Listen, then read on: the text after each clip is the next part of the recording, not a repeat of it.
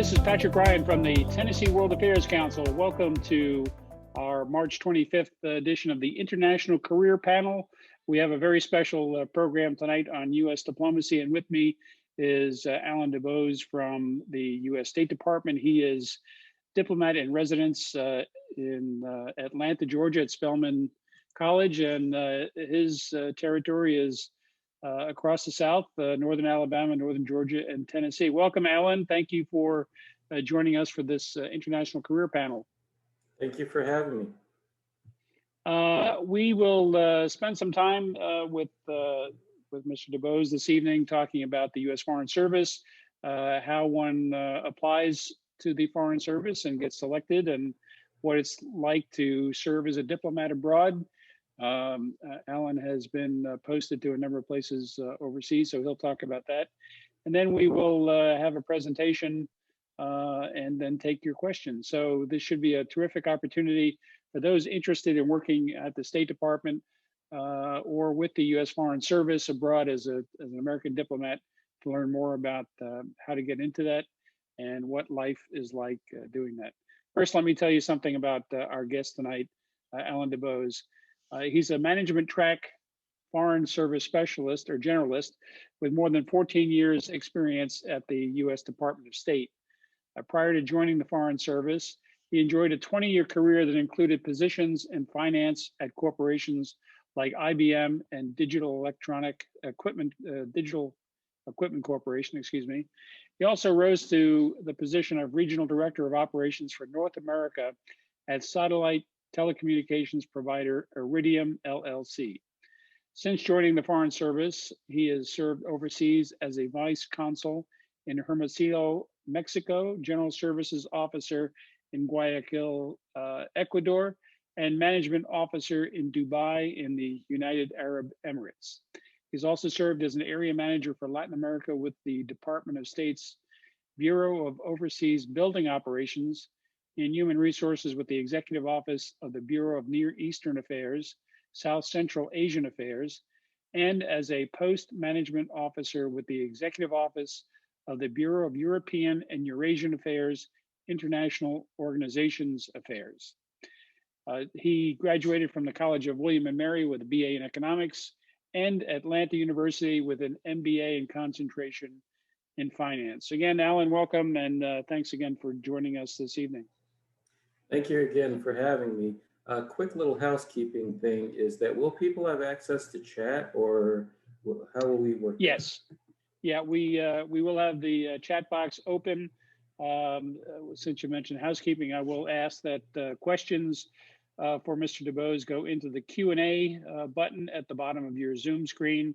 It's easier for us to keep track of the questions. Sometimes they get lost in chat. So please put your questions into the Q&A box, but feel free to carry on a conversation in the chat box. We will be posting some links to relevant information and some additional information about the U.S. Foreign Service.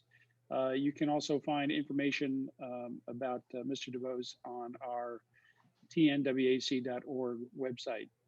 Alan, you've got an interesting career. You were not a Foreign Service officer, young, impressionable, right out of college. You had a career in the financial world before getting involved in the Foreign Service. Give us a little bit about your background. Where did you grow up? What interested you as a young man, and then tell us how you got interested in the Foreign Service. Sure. So I'm one of these people who has been traveling his entire life. So I was born at Tyndall Air Force Base outside Panama City, Florida. And as I understand it, I'm told that we immediately moved up to Alaska. So going from Florida to Alaska before I was even a year old, and just kept right on going. So when I got older, I kind of had that travel bug. And we'll discuss a little bit about how I ended up in the U.S. Foreign Service. But what it really came down to was a lot of it is personality. And I always tell people that we really don't compete with corporate America, because many times people in corporate America have one attitude about their lifestyles, whereas the Foreign Service is a different attitude. And some people just kind of have that personality and others not so much. So If we're ready, I'll go ahead and start the presentation and we can have a little back and Please, forth. please do. We're looking forward to that, and then we will take some questions and have a conversation about the Foreign Service and the State Department. The All floor right, is so yours. wish me luck with the screen sharing. Hopefully things go well here. We'll see. All right, give me a thumbs up if you can see full screen. We're looking good. Got it. All right, here we go.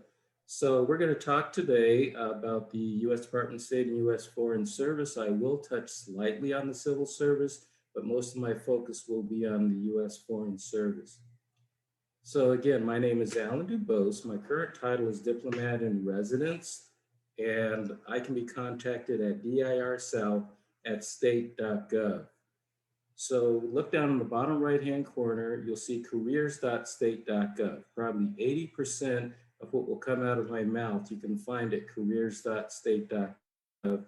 And the other 20% will be based on the questions you have for me that hopefully will be customized to maybe your unique interests or your concerns.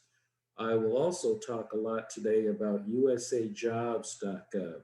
So careers.state.gov is an excellent site to learn more, and usajobs.gov is the site that the US federal government jobs are normally posted. So if you go to careers.state.gov, many times you'll end up at usajobs.gov at some point in the process.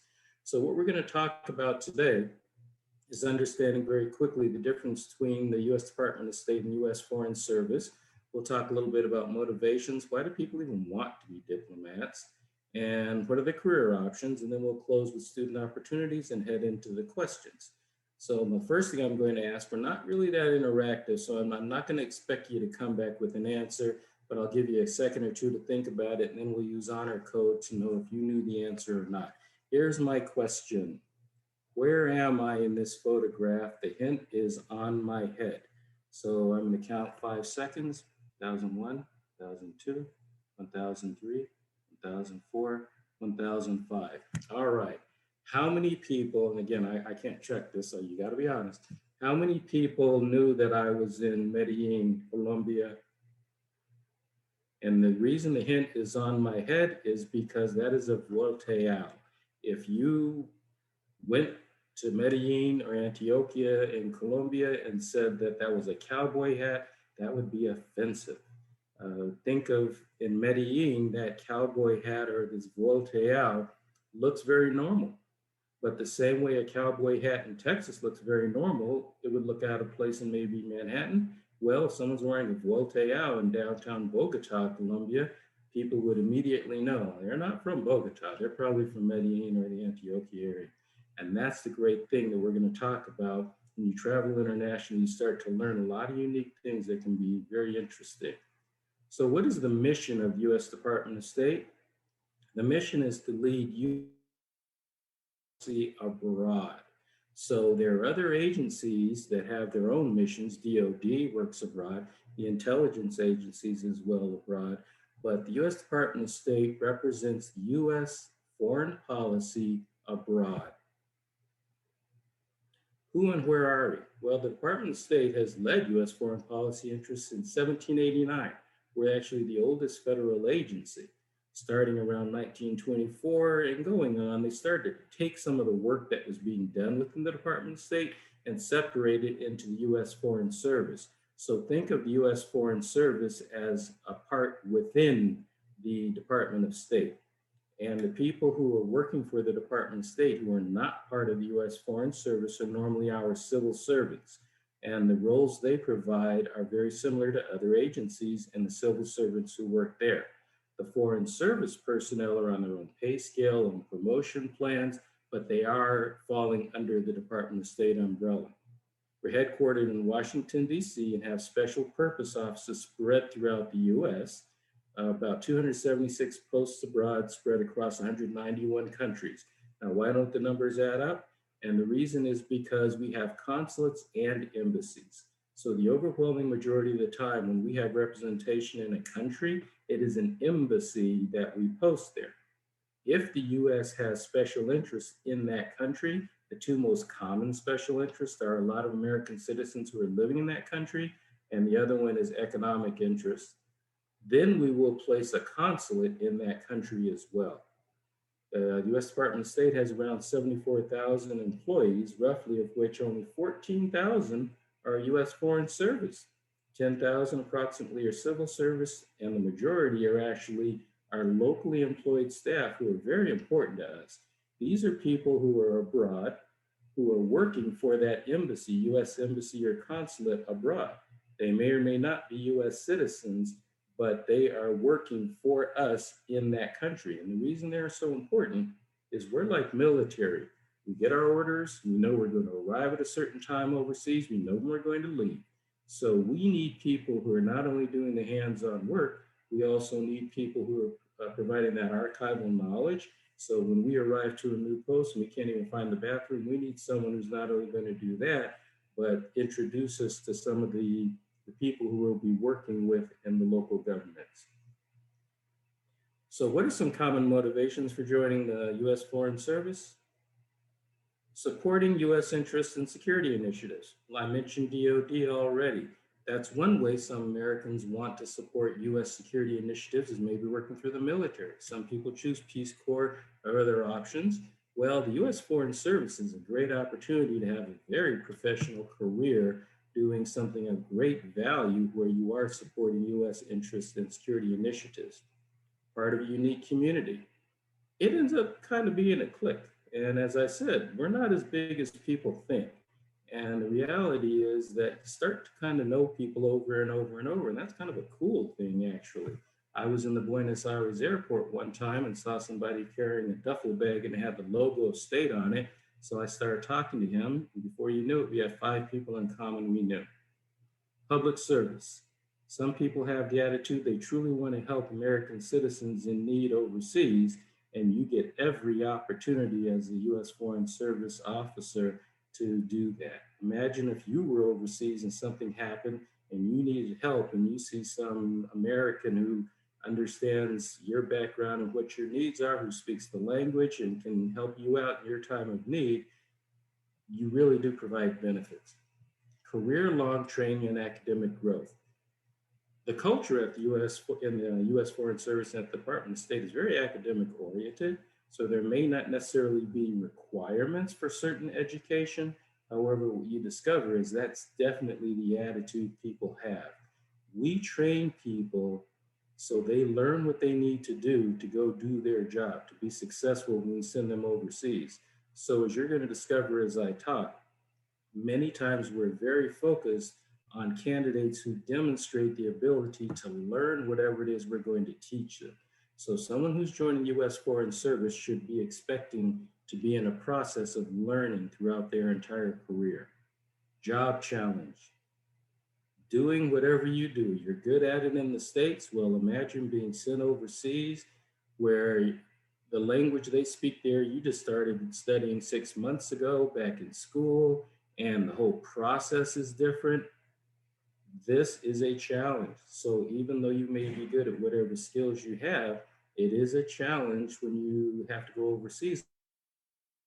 People consider that a frustration. Other people look at it like a motivation. This looks like fun, something I'm going to enjoy my time here. And others look at the front line of service. Think about it. Anytime you see something on TV blowing up and it's a special report, who's the first official American who's probably going to find out what's going on and start reporting back? If you think about it, it's probably going to be someone from the U.S. Foreign Service because we're already out there. We're already spread across the world. And we'll talk when I switch to the next slide about family or lifestyle interests. I was someone who joined mid-career, so my interests, a lot of it had to do with my family and opportunities for my family. And that's why I pulled up this photo over to the right from a newspaper. I know newspapers are they're not around much anymore, but this was an ad that I saw back in 2004 where Colin Powell was saying, we're looking for administrators. And I thought to myself, I'm an administrator. I've been working for a long time in business. About 17 years I've been working in private industry.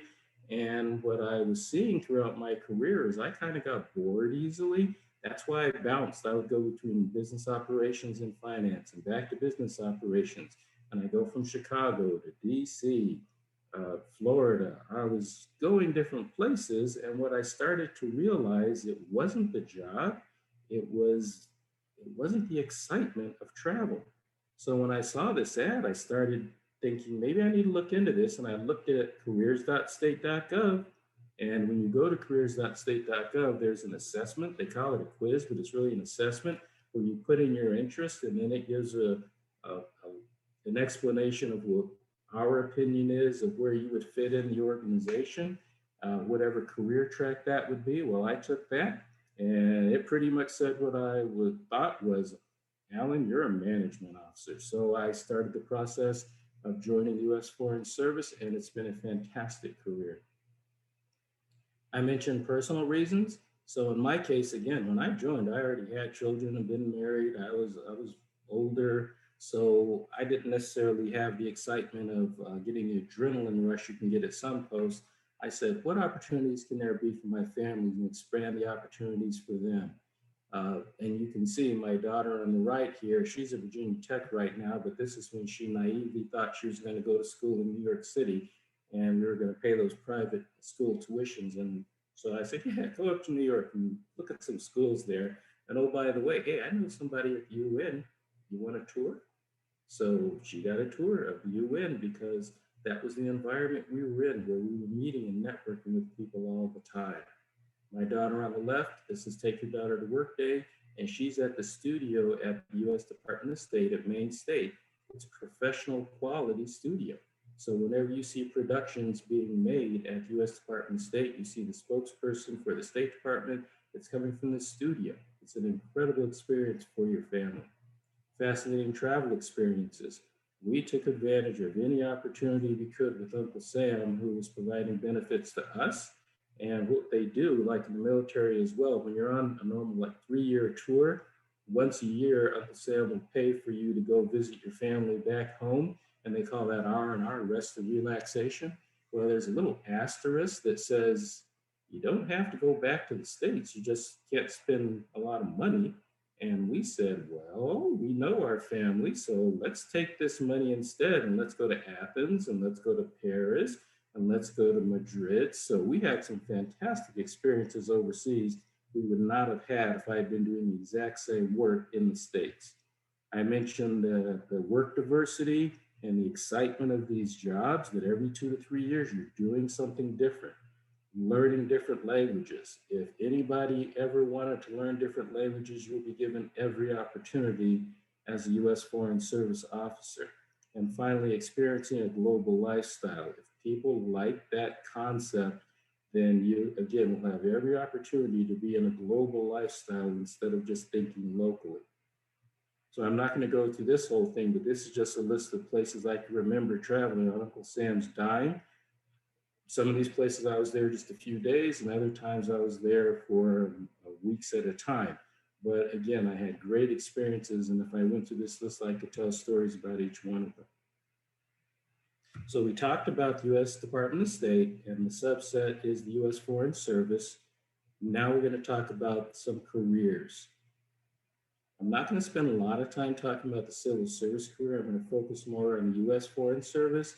However, if you go to careers.state.gov, you will find information about the and it will explain to you the process. The process when applying is going through usajobs.gov. So as you look on the left where the yellow is, you'll see some of the jobs that are available. Many of these careers as a civil servant are very similar to other agencies like budget administration or legal counsel, but we do have our own foreign affairs or passport and visa services that is unique to the Department of State. So as you go through careers.state.gov, it'll lead you to a vacancy announcement at usajobs.gov. And I don't know if you can see where it says overview, locations, duties, requirements. This is a vacancy announcement, and this is your Bible. Whenever you are applying for a federal job as a civil servant, whatever it says in the vacancy announcement is your guiding document, regardless of what you read elsewhere or regardless of what anybody tells you, that is the guiding document. So again, you start at careers.state.gov and it will lead you to usajobs.gov when you're looking at civil service opportunities. So now we're going to talk foreign service. Foreign service, becoming a diplomat, really has two general paths, and then they go into more specific career opportunities. When we're talking about the general paths, it's either foreign service officers, and we use the term generalists interchangeably when we talk about officers, and there are only 5 career options. Then we also talk about our foreign service specialists. With the specialists, there are more options. The big difference is our generalists throughout their careers are not only expected, they're required to work outside of whatever their career track is. Whereas our foreign service specialists may literally be sitting in the same office as an FSO, but what they are expected to do through most of their career is serve in whatever their specialty is. So a finance person should expect to be doing finance work throughout the entire career. Facility manager, they should expect to be a facility manager throughout their entire career, whereas the officers are called generalists because they're expected to do more than whatever their career track is. So let's take a look first at the specialist career tracks.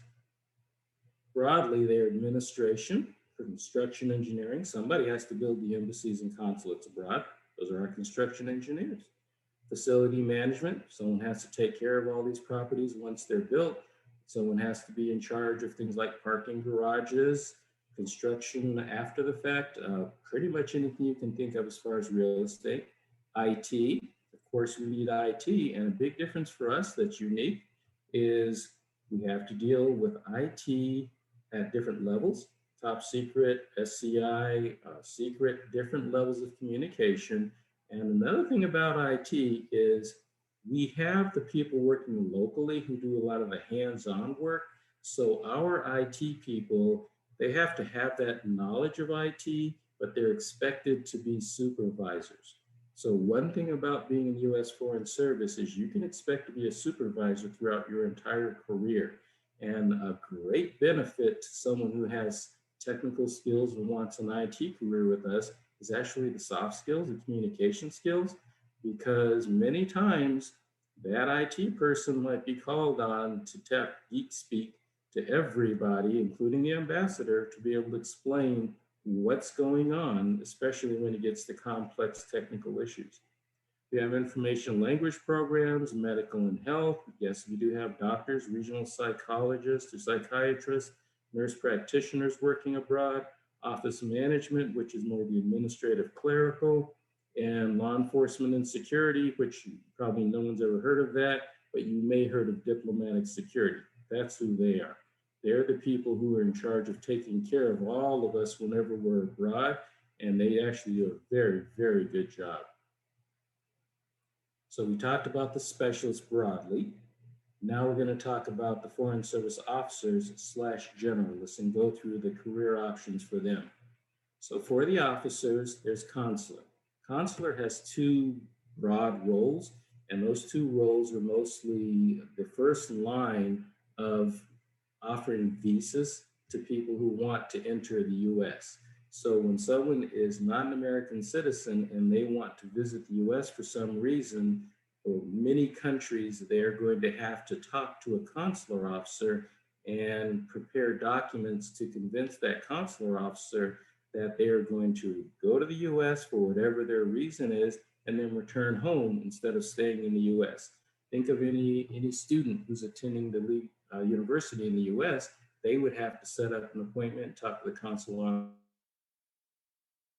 The other role of the consular officers is taking care of American citizens abroad. So if anything happens, if someone's in France and they lose their passport, or something good happens, like maybe they're in France, oops, baby was born early, I didn't expect this. Well, how do I get a birth certificate for Tennessee if I'm in Paris? Well, the answer is you can't.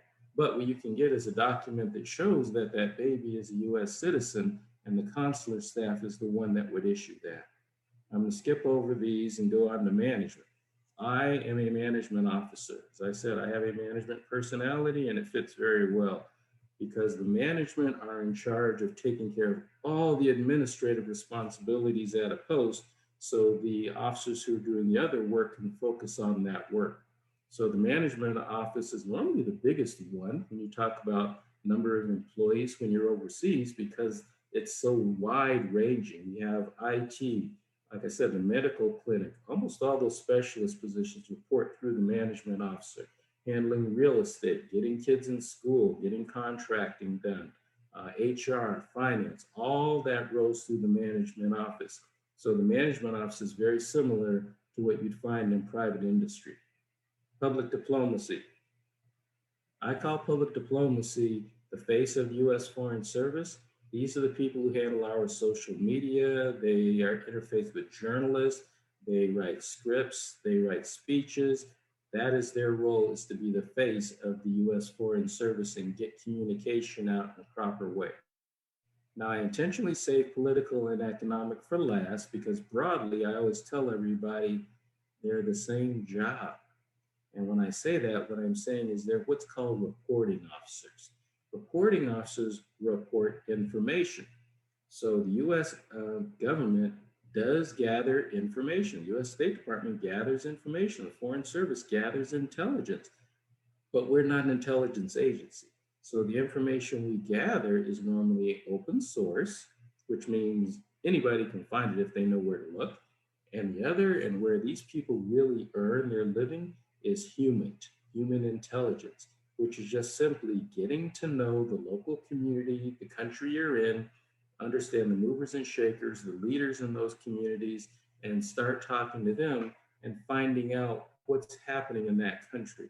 So what they do is they share that information with Washington, and you can think about it. What is an economic officer going to report on?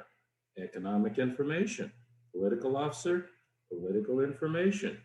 Almost every economic officer at some point does a tour as a political officer and vice versa. And as a matter of fact, at some posts, they'll have one supervisor supervising both economic officers and political officers. Now, these political and econ officers are also normally the ones who deliver message inward.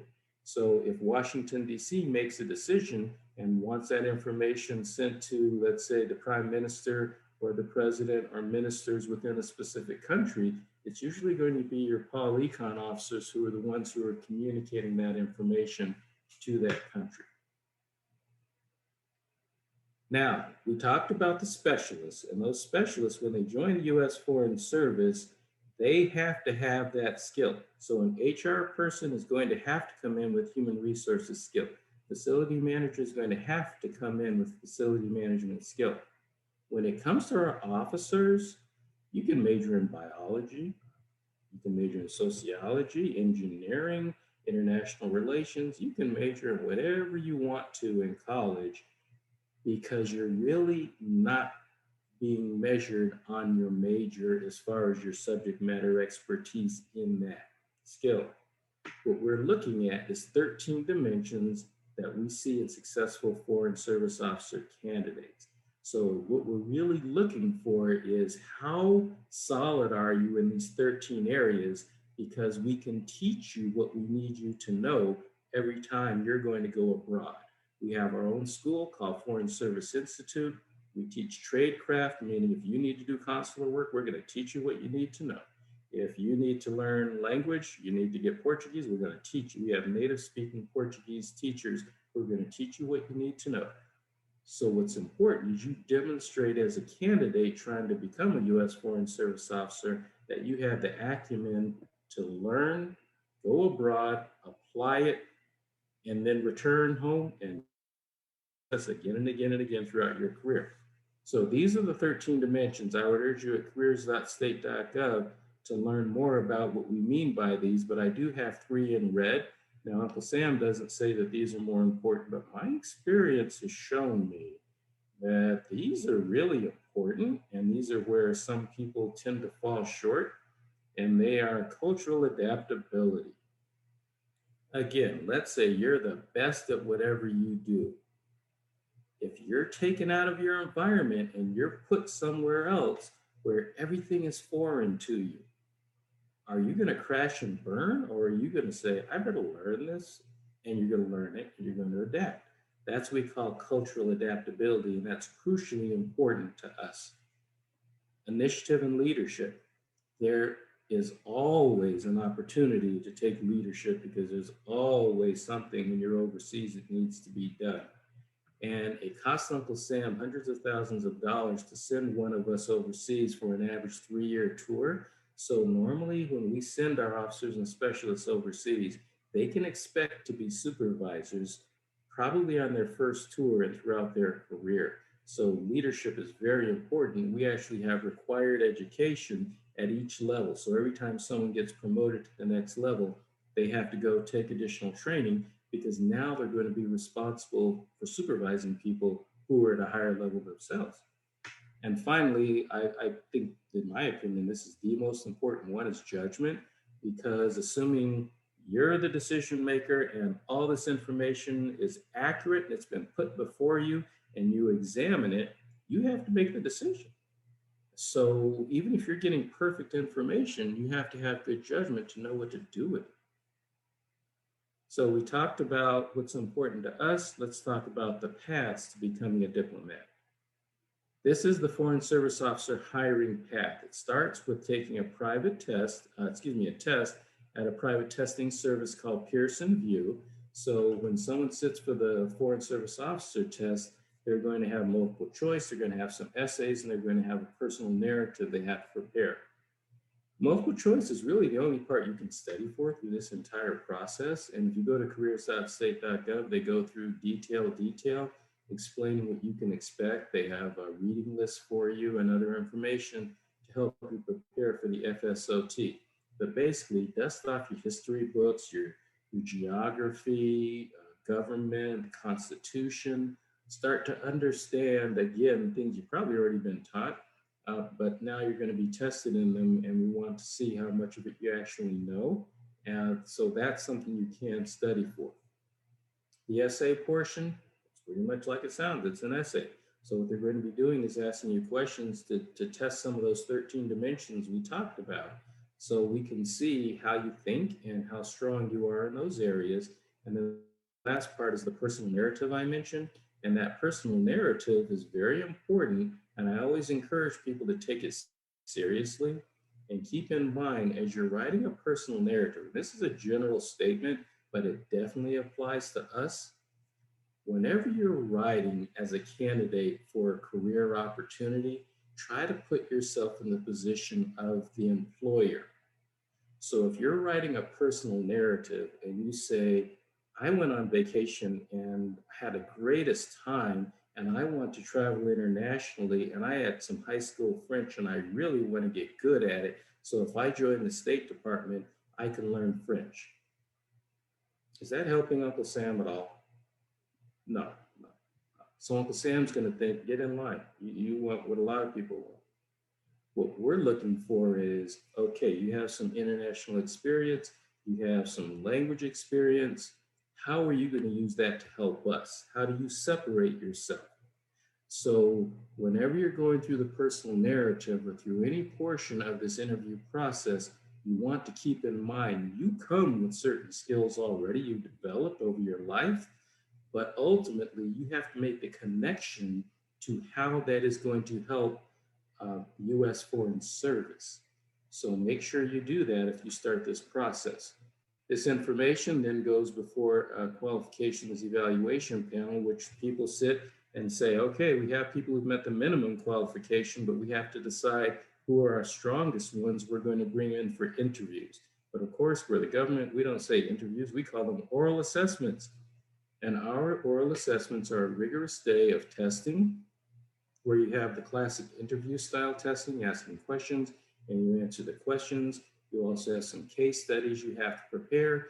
And during the day, when you go and take your oral assessment, there are other people who will be with you who are at the same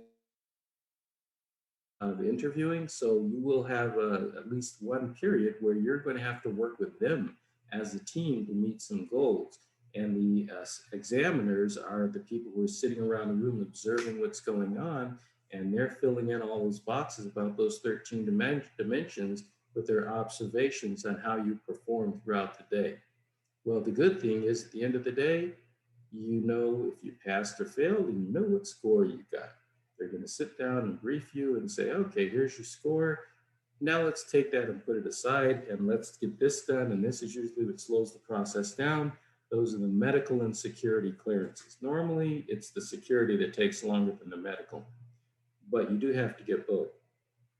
The security clearance has to be a top secret level clearance. And we say a rule of thumb, which means it is just, kind of sort of a number that seems reasonable, is expecting it to be about a year. So some don't take that long and others take longer. It really, truly does depend on your situation because the US government has to do their due diligence.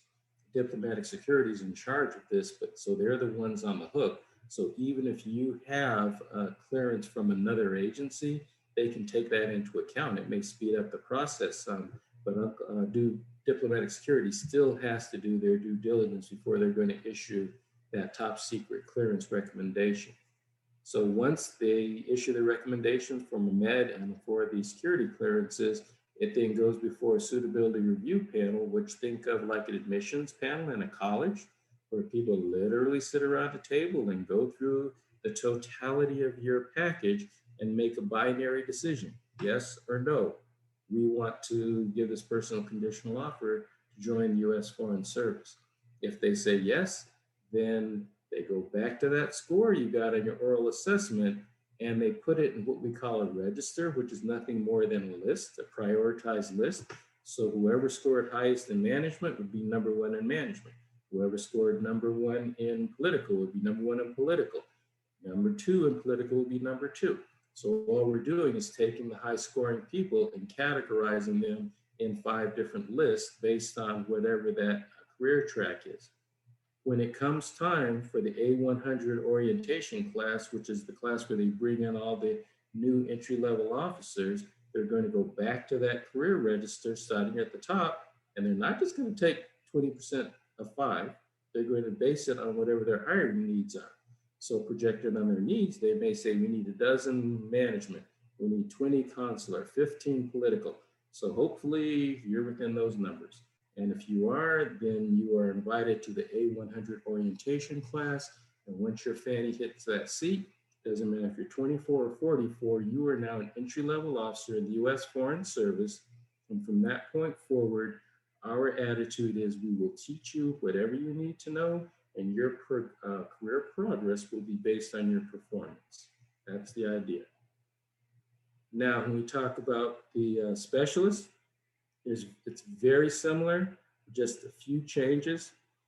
That's really more at the beginning. That what happens with the specialist positions is they will be announced in usajobs.gov. So what everybody should do is go to usajobs.gov and careers.state.gov and go put a tickler in, put your information in. So whenever one of these jobs is announced, you get an email saying, we're looking for facility managers, go to usajobs.gov. And it'll take you there. You'll read that vacancy announcement, and it will tell you exactly what you need to do to apply for that position. Once the information is gathered from that, they'll go again through the process of deciding whether or not they want to invite you in for the oral assessment. The big difference in this case is in this process, you are going to have to take an exam on whatever skill that you're being hired for. So if you're being hired to be a financial person, you are going to have to take a test in finance to be able to show that you have that skill. The rest of the process is pretty much the same. There are minute differences, but it's pretty much the same all the way through your orientation class. The one difference is they have, with their orientation class, they'll bring in the specialists from different career paths. So the finance people and IT people may all be in the same room. And the reason that matters is because when someone is an officer, when they go through their orientation class, the last day of orientation is when they get their assignment. So everybody's kind of competing for the same assignment. The number of assignments is going to match the number of people in that class. So everybody knows they're going to get one of those assignments. Class for the specialist, if you have IT people there, they're only going to compete for IT positions, and the people who are finance will only compete for finance positions. So when you look at it that way, You know, if you're an IT person, there might just be 6 or 7, so you can kind of figure out what you're going to get with some probability. So now we talked about the processes, and we're going to move on to the student programs and then go on to the Q&A. Ooh, there are a lot of programs here, so I'm going to go through a high-level overview and ask you to go to careers.state.gov to learn a little bit more, and it'll probably lead you to another site because many of these programs are administered by other organizations. So one of our flagship programs, two of our flagship programs are the Wrangell and Pickering Fellowships. These are graduate level fellowships that are intended for people who come from categories that are historically underrepresented in the US. And these are normally applied for when the students are seniors in college, or if they've already graduated and they're out working or doing something else and they want to go back and get their master's degree. The fellowship is for a 2-year master's degree, and it would have to be in one of the subjects that can be associated with one of those five foreign service officer jobs. During this process, they have 2 internships. There would be one during the summer and the other, they're both during the summer. One would be in DC and one would be overseas. The real difference between the Wrangell and the Pickering Fellowship, the most substantive difference, is one of those internships. With the Pickering, the internship is normally main state and then overseas, whereas Wrangell, the first one is going to be on Capitol Hill and the second one would be overseas. Other than that, the programs are very, very similar. When somebody finishes the program, they then enter the US Foreign Service for a 5-year commitment. It's like ROTC. So the expectation is you are going to spend 5 years as a Foreign Service officer. The reality is people stay. If people make it this far, they are usually looking for full careers in US Foreign Service. So the other program that has its name on it is the Charles B. Wrangell Summer Enrichment Program. We call this the Wrangell Scholars. And in my opinion, this is the steal of every single program that we have because it's a 6-week summer program for undergraduate students. So these are people, sophomores, juniors, seniors. They're going to go to Howard University campus and take classes, college level classes that if you present this to your college, you might get credit for 6 hours of credit. And they're going to pay these scholars. Last year, I think, was $3,200. Meanwhile, the scholars are going to be prepped. They're going to be mentored. They're going to go visit other agencies and see how the other agencies interact with the Department of State. So they're really learning what they need to learn to be successful to compete for a fellowship if they want to go on, or to compete to become an officer. And there's no commitment. So if they decide, well, this was great and I learned a lot, but I don't think I want to do this as a career, you just got paid. So that beats working at Kroger during the summer. A similar program we have is our Foreign Affairs Information Technology Fellowship, and it's a younger program, but it was modeled after Wrangell and Pickering programs. This is specific to IT. I tell you, our IT jobs are a little more rigorous than what you might expect in the private world because we expect people to supervise. And we were having some problems identifying the type of candidate we're looking for, and this is one of the reasons they created this program.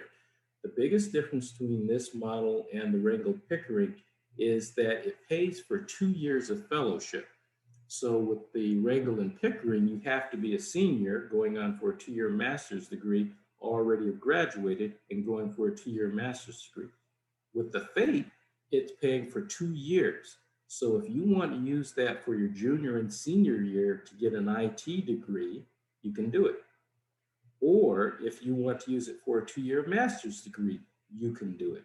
So let's say you were an accounting major and you're getting your bachelor's degree in accounting, but over time you've kind of learned you really like the IT side of it. You like the more techie side.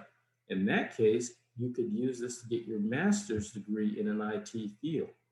Someone who's in junior college who wants to go on and get their BS in IT could use this for their junior and senior year. So that's the big difference. Other than that, again, they have the 2 internships and they also have that 5-year service commitment. similar to the other fellows found at fakefellowship.org. But again, the center of everything is careers.state.gov. You go there, it will lead you to everything you need to know. So now I'm going to go through our last student opportunities. Keep in mind, all of these require U.S. citizenship because they do require people to get their clearances. The flagship internship program is our U.S. State Department internship program, and this is a program where students do their internships either abroad at the embassies and consulates or back in D.C. or some other office that's domestic. You can learn more about these at usajobs.gov, careers.state.gov. The one thing I always tell students is usually they limit the number of positions you can apply for. These are unpaid, and what tends to happen, let's say you're allowed to apply for 3. What tends to happen is people apply for the same ones. Everybody wants to go to Paris or Madrid or Rome or something like that, and that gets extremely competitive. However, you can learn a lot as an intern in DC because you're at headquarters. So yeah, you can learn a lot at the embassy in Rome, but you learn about the embassy in Rome. But if you work in the European office back in DC as an intern, you're learning about the embassies in all of Europe. So for career advancement or really learning something, these are excellent opportunities, and the domestic opportunities can also be less expensive since they're unpaid. The Virtual Student Federal Internship Program does not require clearance, and this is a program that is a federal program. The Department of State participates in this program. And basically the way this works is during the summer, July 1 it's announced, July 31 it closes, they interview during August, and the student starts working as a virtual intern beginning of their academic year and goes through the end of their academic year. They commit 10 hours a week to doing work. So normally what happens is the supervisor meets with them. I meet with my intern every Monday, 10 a.m. We go through, she gives me the deliverables for the week, or I give her further assignments, and that's the process. So this program was set up to be a virtual program. So the pandemic had no effect on it whatsoever. And when this becomes available, there will be other agencies as well, not just the State Department. So some of our paid opportunities, again, the pathways, these are federal programs, federal government programs. So it's not just State Department that has pathways. These are our paid internship programs, and they are mostly in the DC area, but these programs are for undergraduate students, and actually you can be a graduate student as well, now I think about it. But what they do is they are doing a lot of the work that civil servants would be doing. It can be beneficial if you do want a career as a civil servant, but also if you choose in the future to compete, to become in the Foreign Service, you're already working at State Department, so you can learn a lot. The Pathways Recent Graduate Program is, like it says, for people who are recent graduates.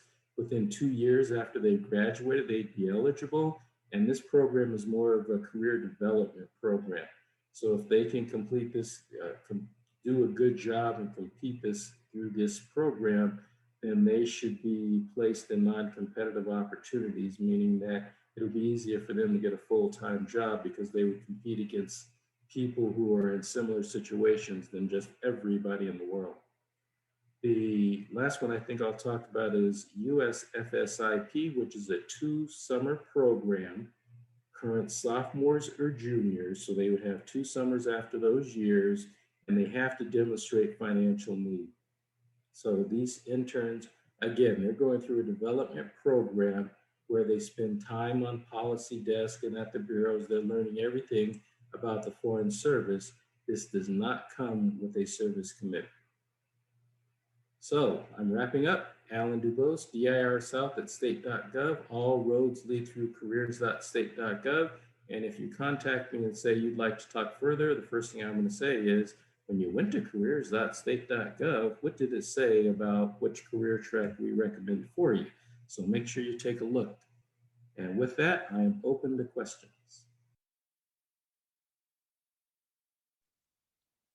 Alan, thank you so much. That was a fantastic presentation. And I'll just remind everybody that this is going to be archived on our YouTube channel, youtube.com/TNWAC, and as a podcast on our Global Tennessee Podcast Service on SoundCloud.com.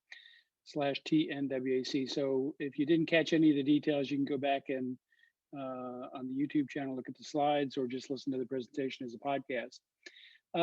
Alan, let me ask a question about the process.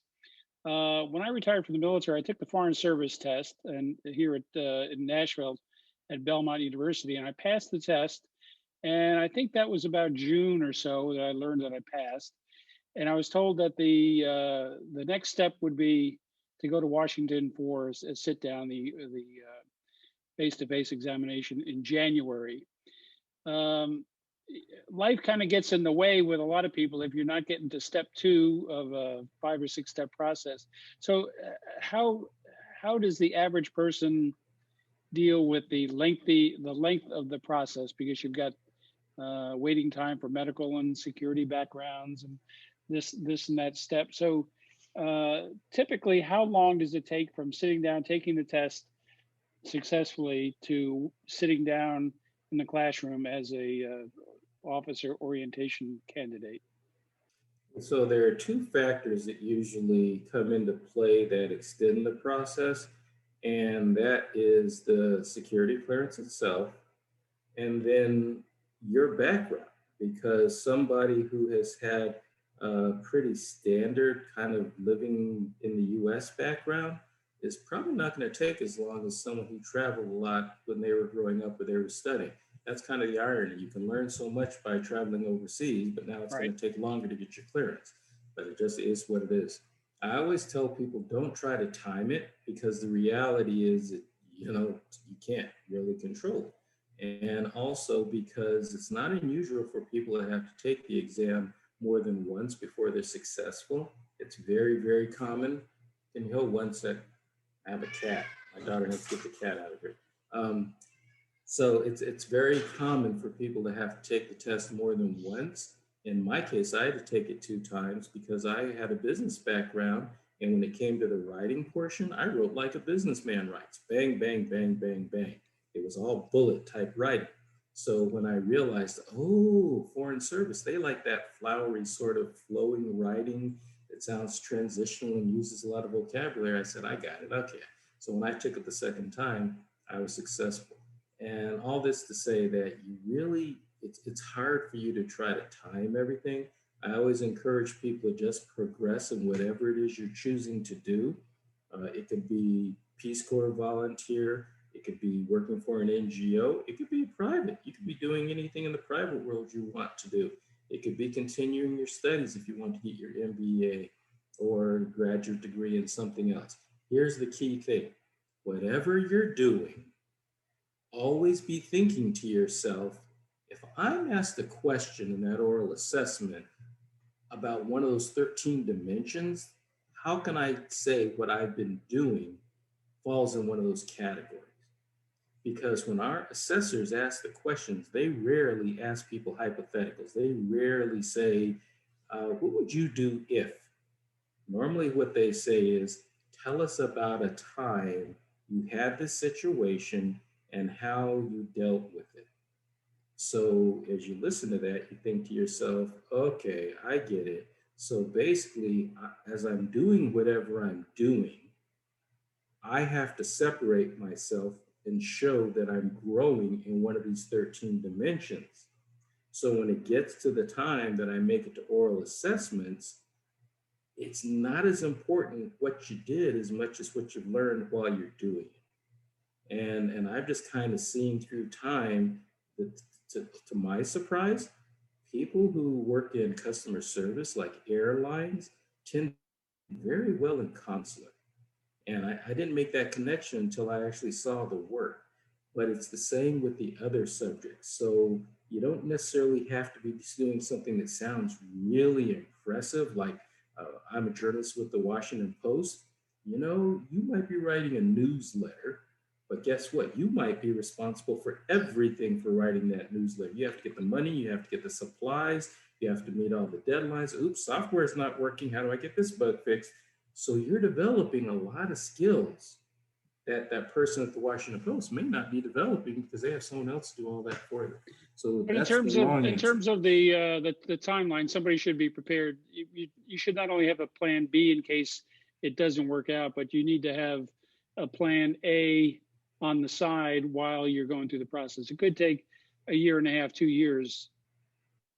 Hypothetically, again, rule of thumb, I kind of say about a year, but mine took 8 months. I've known people who've been over a year and a half. And when you hear their stories, you start to understand why. Because Okay. they may have done something like travel to a country that the US didn't have the best relations with at that time, or they married somebody who was from one of those countries, something that usually slowed down the clearance process. Okay. But in addition to clearance, there's other time you have to account for, right? Yes, you do, but all honesty, those other parts are pretty much in order. Okay. It's pretty clear. We get slowed down with the clearances.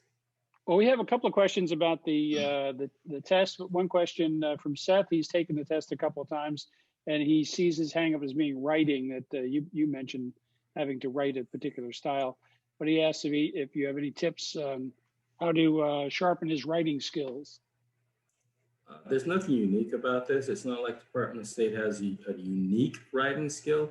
I would just say it's a very educated writing skill. So think about if you're going to be writing a master's thesis, you want to have clear introductions, you want to have analysis that makes sense, you want to take into account opposing arguments, you want to wrap everything up, ensuring that you're bringing to closure what your opening thesis was. It's nothing you haven't learned your freshman year of English. It's just how good are you? How good have you gotten at doing this? So I would encourage people to take every opportunity they can to just get better and better and better at their writing skills and ensure one thing. I'll say here's something that surprised me when I took this job. Probably 20% of the people never answer the question. They tell you what they want to tell you instead of reading the question and answering the question. So Right. if there's a simple fix, answer the question. And like any other writing application, you become a good writer by writing.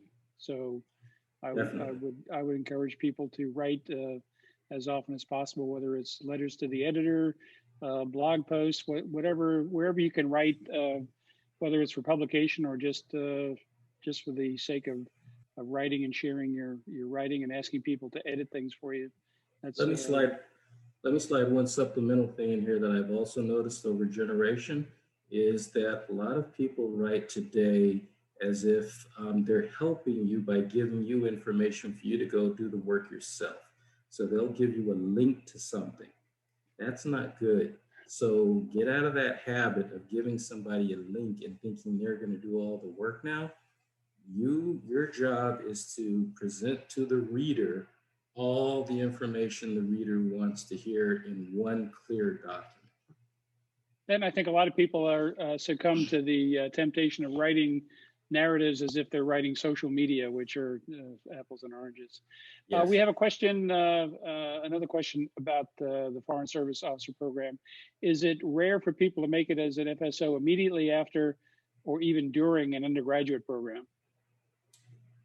I'm not going to answer that directly. What I will say is that the focus and the assessment is going to be on experience and answers that demonstrate a history of success in those 13 dimensions. So if you have someone who has basically been in foreign service type environments or environments where they have had opportunities to strengthen those 13 dimensions, they're going to be able to accomplish this at a younger age. Now, with that said, I will give you one quantitative thing, is that the median age is inched up a little bit.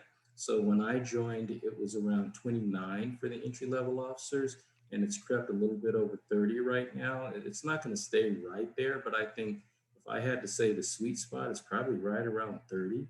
So given that it's not a bell curve, that means that probably on average, people start kind of sort of getting good around 25.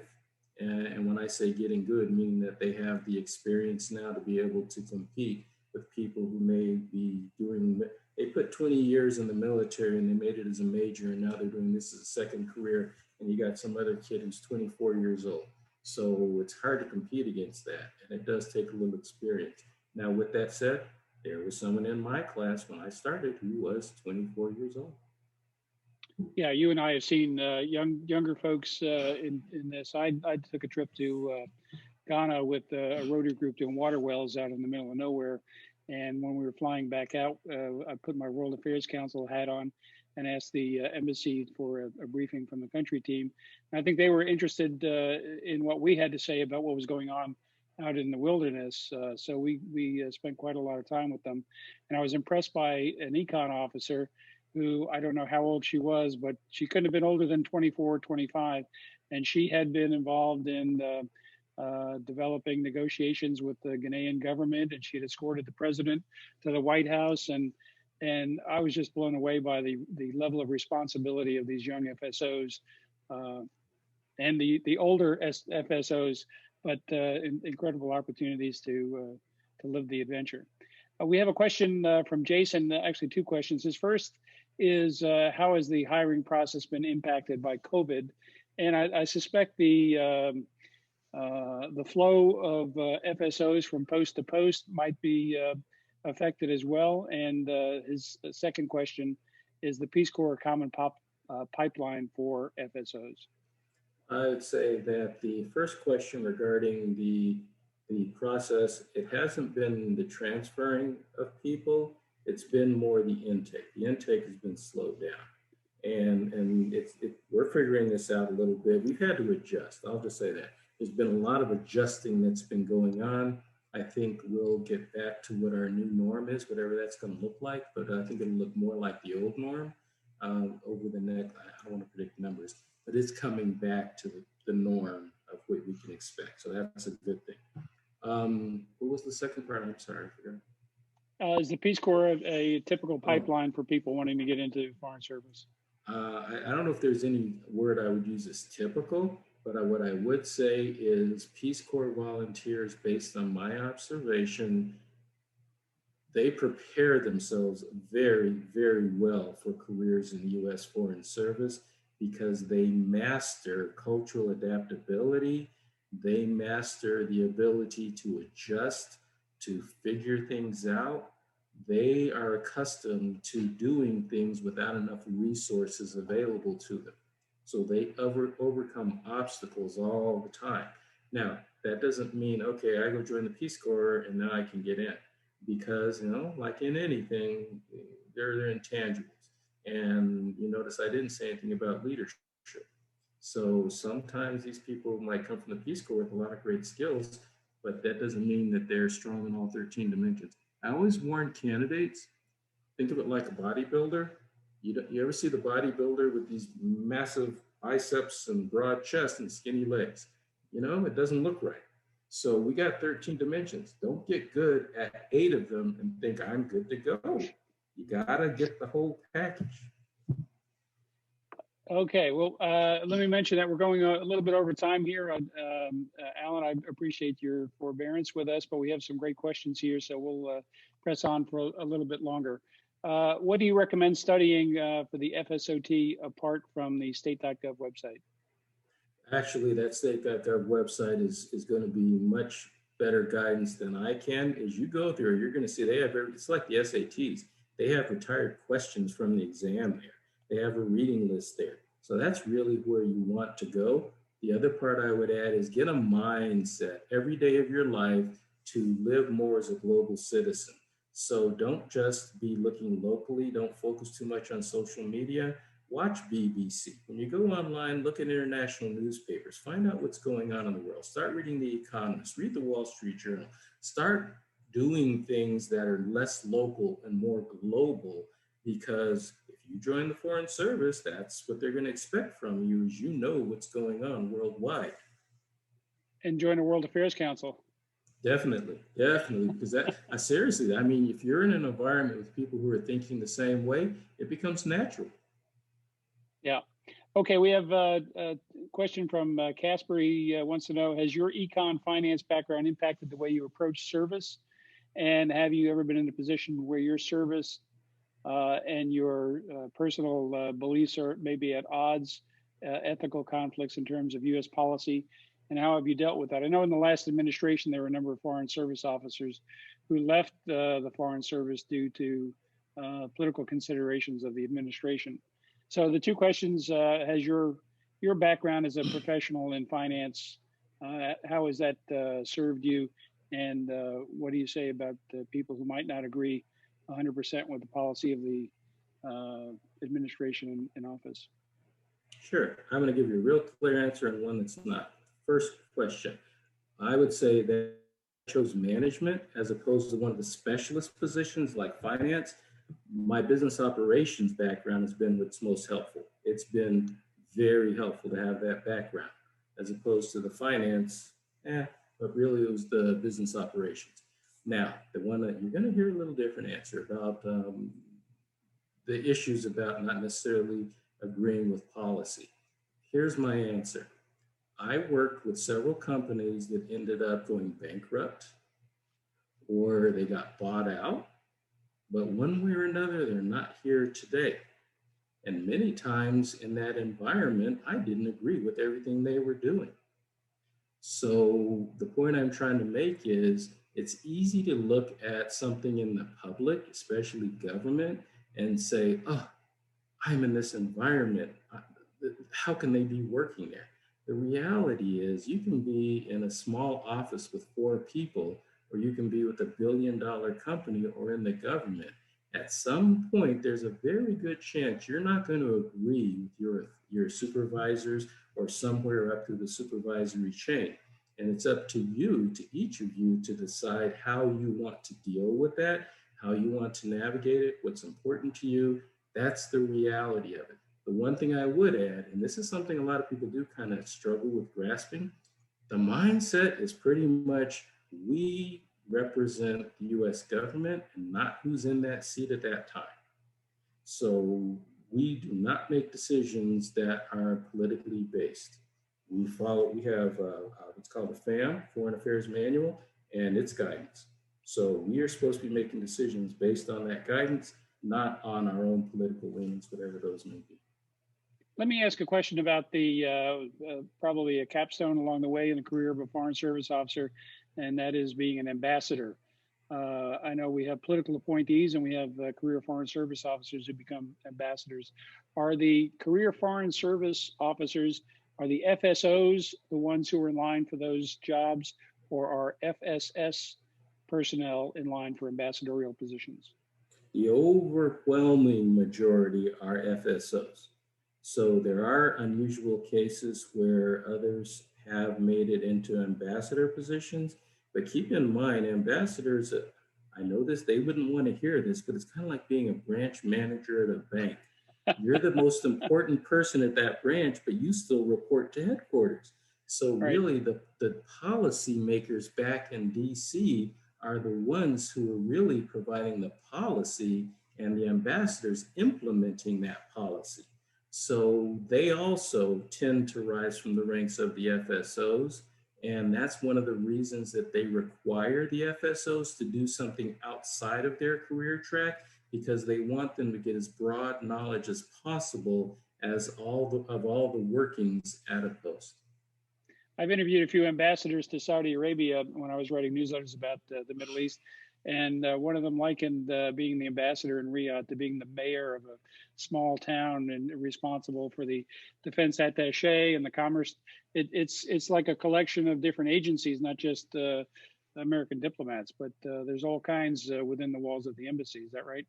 There definitely is, and much of it depends on whatever the U.S. interests are in that country. But here's a little thing a lot of people don't realize is that the hardest working person at post is usually your DCM, Deputy Chief of Mission. Everything goes through the DCM before it gets to the ambassador's office. So what rises to the level of the ambassador is only 1% of what's really going on. So you talked about the career versus the political appointee ambassadors. If we are going to have a political appointee ambassador at a post, we're going to get a DCM who's already ambassador quality, because we know that political appointee, they're learning as they go. So we're going to have to get a DCM who really knows everything backwards and forwards. Whereas at another post, if you have someone who spent 30 years and they're the ambassador, we might get a DCM who this is his first time doing this sort of thing. So we look at each case individually based on the needs and everybody's skills and abilities as our succession planning. Yeah, DCM is the deputy chief of mission and the ambassador is the chief of mission. And I suppose that having a top-notch DCM is even more important at a post where there's a political appointee who doesn't have the context and background of serving as a diplomat. It's huge. Okay, let's take a question from Evan, who's interested in foreign language education right now, and he wants to know if there are teaching jobs within the Department of State. And you mentioned the Foreign Service Institute, and I know they do language training there. Can you talk about how somebody gets into teaching foreign languages? Those jobs would be announced through usajobs.gov, but here's the catch. They want native speakers. So they're usually looking for native speakers in that language because they want to teach so the students can really go to a country and speak that language. I took 6 weeks of Spanish. I think I had 4 different teachers. Why? Because they wanted me to hear a Colombian accent. They wanted me to hear a Cuban accent. They didn't want me to get an academic experience. They wanted me to get a real life experience in that language. And the native speakers bring that. Let's ask one question on behalf of McLean, who wants to know about the State Department internship program and the Wrangell Summer Enrichment program. What particular skills would best qualify McLean for those programs if they're different than the skills that you brought up earlier? They're not different. So basically what they've done when they put these fellowships together is the Department of State says, we want you to go get these fellows and develop them to have these 13 dimensions. So essentially those 13 dimensions, that's what they're looking for. They just apply it a little differently, but that's ultimately the goal. If anybody has real detailed questions about any of these fellowships, I'd have them contact me at dirsouth@state.gov because it is a competitive process and we can go through someone's unique situation and I can make suggestions to them on how to approach it given their unique situation. All right. Well, we have a few questions left, but for those folks, if you would like to send your query to that email address, I suspect that Mr. DeBose will be happy to answer those last questions. But we've gone over considerably. Again, thanks to Alan DeBose for being with us. Alan, best of luck with you in the remainder of your tour. Do you have a post ahead after this? I'm 1 year away, so I'll be leaving summer of 2022, which means that I should be finding out probably around November of this year where I'll be going next. Okay, and you've been in the Americas and the Middle East. Do you have a preference? I know in the Navy we got to fill out what we call the dream sheet, where we told them where we wanted to go, and then we found out where they wanted us to go. So how's that work in the State Department? Very similar. What happens is we get our list, and that list is broken down by grade as well. So first it looks like a massive list, but then you figure out, well, what's my grade and how does it compare? So realistically, what we say is if we get one of our top 3 choices, we're pretty happy with that. And my experience has been through my career that I tend to get one of my top 3, maybe 4. So if I make the attempt this time, it will probably be for a Spanish-speaking post. So we'll see how that goes. Now, was Dubai a family accompanied tour? Yes, the overwhelming majority of posts are accompanied by family. There are only a few, and those you can kind of figure out, like Baghdad and Kabul, where there are 1-year tours and no family is allowed. There are some posts where families would be allowed, except for the academics aren't acceptable quality. So in those cases, what they do, remember I said, Uncle Sam can give you some money. So what they'll do is they'll say, well, we'll pay for your kid to go anywhere you want. So I know someone who took the money and sent his kid to some ritzy prep school up in Connecticut while they were overseas in Dubai. Well, it's a small contribution to the sacrifice that the men and women in the Foreign Service makes serving America overseas. And on behalf of the World Affairs Council, a big hat tip to you and your colleagues. And thank you for being with us, Diplomat in Residence Alan DeBose from Atlanta, Spelman College. That's where he is. He's given his email address. Again, a reminder that this broadcast will be archived in our youtube.com/TNWAC channel on YouTube. And a reminder, please take a look at tnwac.org/join. We encourage you to become members of the Tennessee World Affairs Council to increase your potential to be a successful applicant.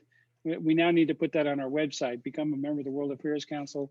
It could be your step to American diplomacy. Thanks again, Alan, and thanks to everybody for joining us tonight. Everybody be safe and take care. Bye-bye.